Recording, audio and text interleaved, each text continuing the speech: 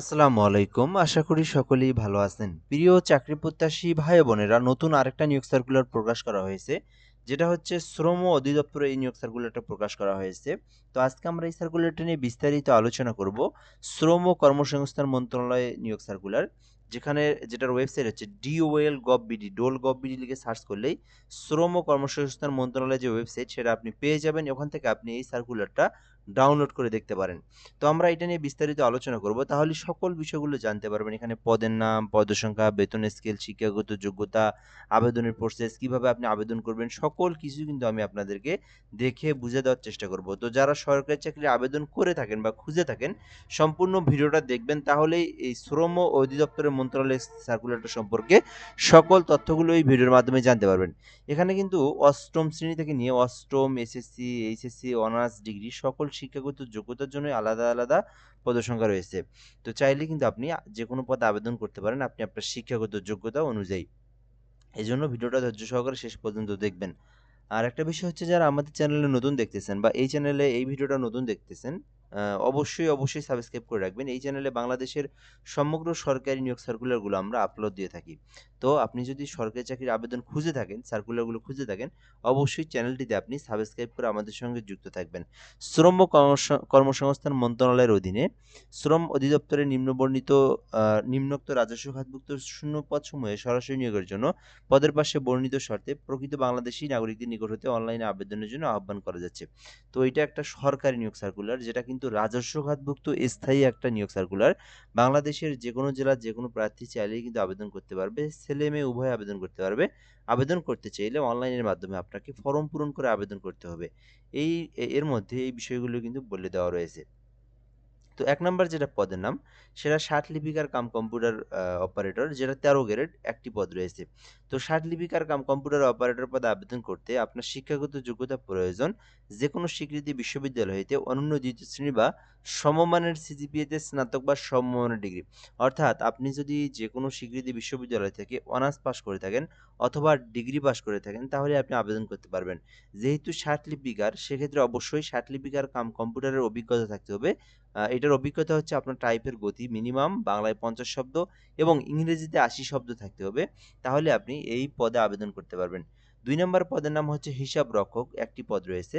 আবেদন করতে যেকোনো স্বীকৃতি বিশ্ববিদ্যালয় হইতে ব্যবসা শিক্ষা বাণিজ্য বিভাগে ২য় শ্রেণীর সমমানের সিজিপিএ সহ স্নাতক বা সমমানের ডিগ্রি। তো এইটাতেও আবেদনের জন্য বিজনেস শাখা থেকে আপনাকে অনার্স পাস করতে হবে অথবা ডিগ্রি পাস করতে হবে। তাহলে কিন্তু আপনি হিসাব রক্ষক পদে ১৩ গ্রেডের এই পদে আবেদন করতে পারবেন। ৩ নাম্বার যে পদের নাম, এটা হচ্ছে ষাট মুদ্রাক্ষরিক কাম কম্পিউটার অপারেটর। এটা কিন্তু ১৪ গ্রেড, ১৪ টি পদ রয়েছে। তো এটা মোটামুটি অনেক বড় একটা পদ বলা চলে এখানে, যেহেতু ১৪ টি পদ রয়েছে এবং ১৪ গ্রেড ষাট মুদ্রাক্ষরিক কাম কম্পিউটার অপারেটর পদের নাম। আচ্ছা, এরপর এখানে শিক্ষাগত যোগ্যতা দেখব। যেকোনো স্বীকৃতি বিশ্ববিদ্যালয় হইতে অনন্য ২য় শ্রেণী বা সমমানের সিজিপিএতে স্নাতক বা সমমানের ডিগ্রি। তো এইটাতেও কিন্তু অনার্স পাস করলে আবেদন করতে পারবেন অথবা আপনি ডিগ্রি পাস করলেও এইটাতে আবেদন করতে পারবেন।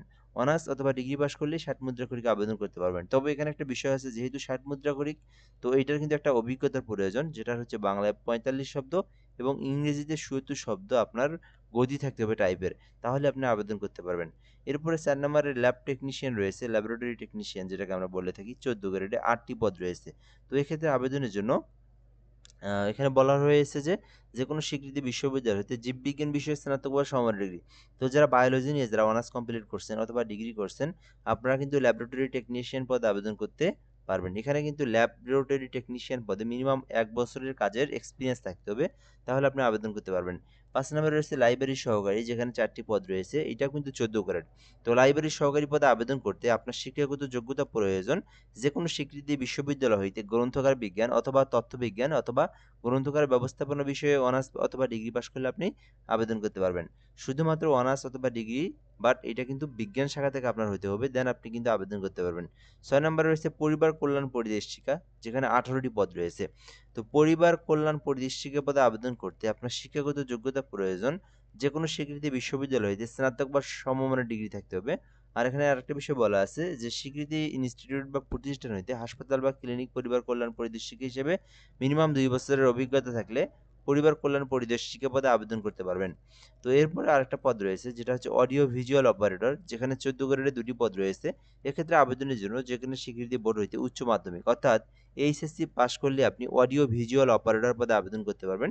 6 মাসের একটা ট্রেনিং ইনস্টিটিউট থেকে থাকলেই কিন্তু অ্যাপ্লিকেশনের জন্য আপনি যোগ্য বলে বিবেচিত হবেন। তো এখানে জাস্ট আপনি এখানে যে বিষয়টা বলা আছে, এইচএসসি পাস থাকলে আপনি অডিও ভিজুয়াল অপারেটর 14 গ্রেডে আবেদন করতে পারবেন। ৮ নম্বরে রয়েছে ফার্মাসিস্ট, যেখানে আপনার ৩টি পদ রয়েছে।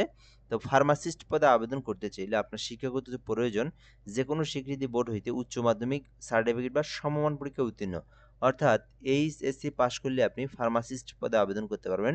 এটা ১৫ গ্রেড ৩টি পদ রয়েছে। এক্ষেত্রে আবেদনের জন্য ফার্মাসিস্ট নিয়ে মিনিমাম ১ বছরের কাজের অভিজ্ঞতার প্রয়োজন রয়েছে। ৯ নম্বরে ডাটা এন্ট্রি অপারেটর রয়েছে, যেখানে ১৬ গ্রেডে ২টি পদ রয়েছে। এক্ষেত্রে আবেদনের জন্য যেকোনো স্বীকৃতি বোর্ড হইতে উচ্চ মাধ্যমিক পরীক্ষায় উত্তীর্ণ হতে হবে। অর্থাৎ আপনি যদি এইচএসসি পাস করে থাকেন তাহলে আপনি ডাটা এন্ট্রি অপারেটরে আবেদন করতে পারবেন। যেখানে আবেদনের জন্য অবশ্যই আপনার কম্পিউটার সম্পর্কে বেসিক নলেজগুলো আপনার জানা থাকতে হবে। এছাড়াও নার্স নিয়োগ দেওয়া হবে ৮টি পদে।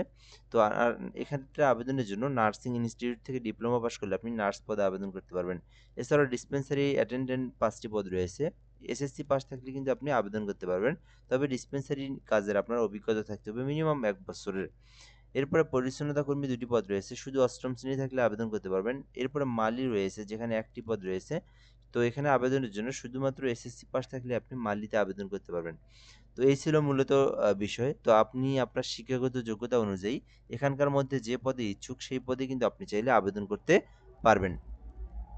আচ্ছা, এর পরবর্তীতে আমরা যে বিষয়গুলো দেখব, আবেদনের জন্য সরকারের সর্বশেষ নীতিমালা অনুযায়ী ৩২ বছর পর্যন্ত সরকারি চাকরিতে আবেদন করা যায়।